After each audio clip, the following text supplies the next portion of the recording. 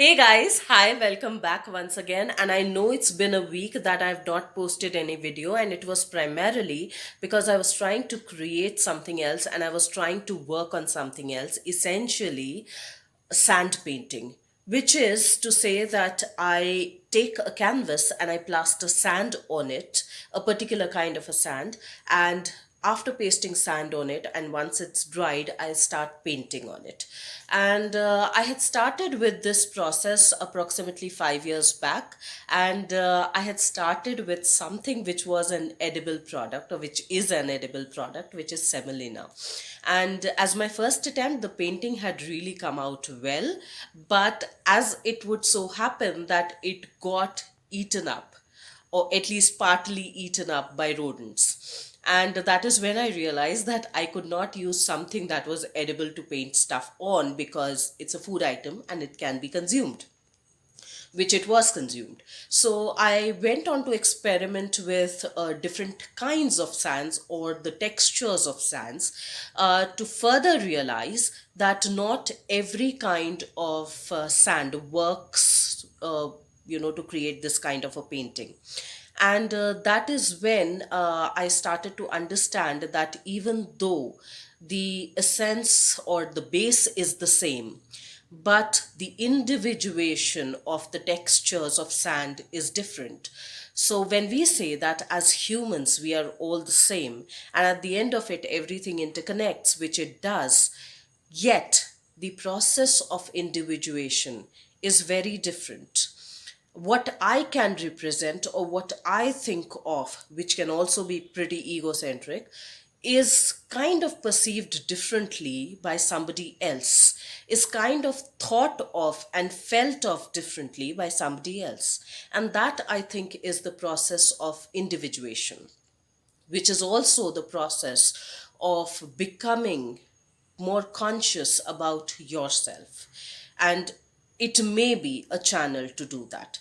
So after having gone through a lot of sand, I also realized that, I could not use the finest of the sands which I wanted to use, which was the beach sand, because it was too fine, and it would not stay glued on at the same place after I would start painting it. Because of the wetness of the paint, it would keep moving and keep shifting here and there.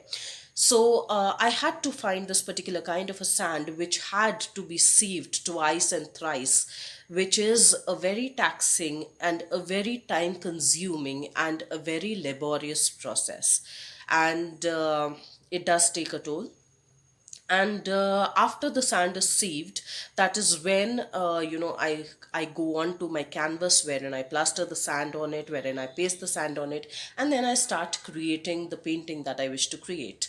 Also, at the same time, I understood something, that as I am in the flow of creating these sand paintings, I will just give you a preview of it. It is not yet complete. I have been doing it, or trying to create this canvas for the past week, and it's a pretty back-breaking, I would say it's a back-breaking process, because I have to be hunched over, I have to be bent over for hours together at a stretch to be able to create something that I wish to create. Because if the flow gets disrupted, then the flow of the process gets disrupted and the flow of the thoughts get disrupted.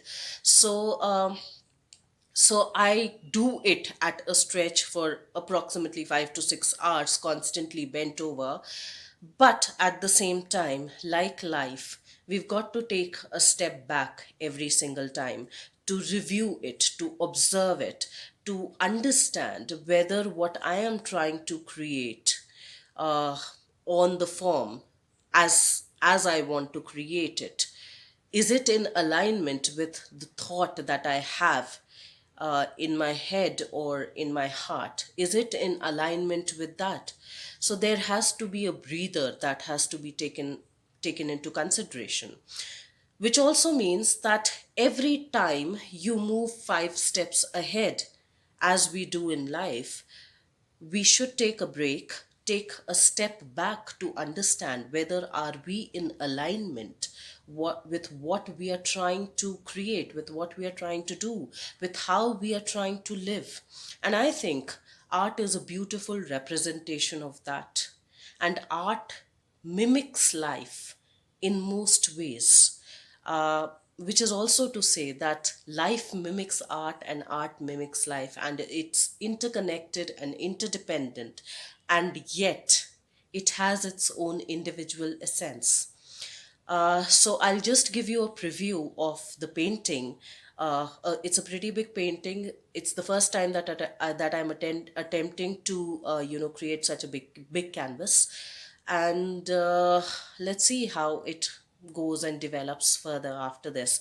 But just to give you a brief preview, I would be standing up on this chair so that I can capture it from the top. So, just to give you a brief preview about the sand painting that I've been trying to design and create over the past week on this 6 feet by 20 inches wooden plank, where you can see that certain beautiful snowflake motifs had been designed on which sand had been glued on, and on which I'll be applying color, which is to say that I'll be painting these motifs, and post which I'll be putting varnish on it, not only to make the surface even, but also to seal it from the damage that can be caused by the moisture in the air. So the idea to showcase this video through this painting was essentially to understand that as much as life is about moving forward and being in the flow, it was it is also essential for us to understand that at times we need to take few steps back. We need to stop, to observe, to analyze, to understand for our own selves whether whatever are we trying to create and recreate, is that in alignment with us. Because if I understand, life is a process of recreation and recreation, and unless we are willing to take a breather in between, unless we are willing to pause, unless we are willing to take a step back to observe at what we have created so far and what we wish to create and what we are creating in the moment right now, is that in alignment to where we wish to be? Is that in alignment to who we are and who we wish to recreate for our own selves?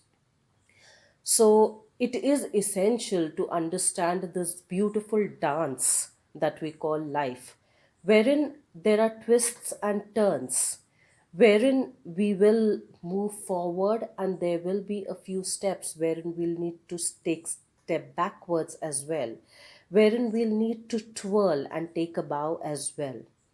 And in order to do this dance well, we can only do it if we understand that it is about all of this combined together, and that art in itself is a beautiful mimicry of life, which is to say that art imitates life and is not any different from it, invariably also saying that life mimics and imitates art. And I will see you once again next week. Till then, stay tuned in.